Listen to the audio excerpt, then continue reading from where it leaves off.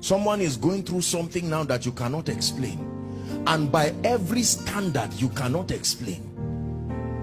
Every time you pray, it looks like what happens is, God, where are we going now? People ask you, why did you come to Lagos? You say, I'm not even sure. Was it, I think I was coming to check somebody and just cry my heart. That's how I got here. Oh, the Lord says favor. Listen to me. I'm inspiring you. Men will laugh at you, but tomorrow the sun, the moon, and 11 stars must bow.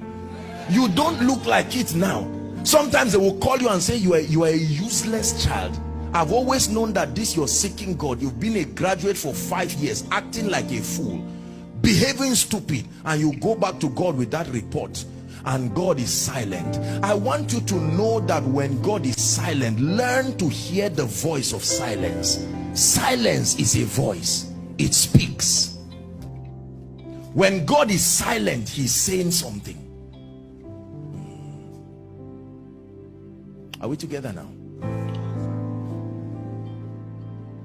That's my inspiration. We walk by faith. Not everything in your life can be explained. And if you allow carnal men to help you interpret your life, they will take you out of Egypt to go and meet your father, which will look like a testimony, but then you would have aborted the throne. If someone wanted to help Joseph, will he help him to meet Pharaoh? No. If someone wanted to help Joseph, he would try to smuggle him out back to Jacob, and Jacob will say, thank you, you've given me my son, but Israel will die, Jacob will die, the covenant will never work. Beware of those who love you too much to allow you get to the place of destiny. There are people who love you too much.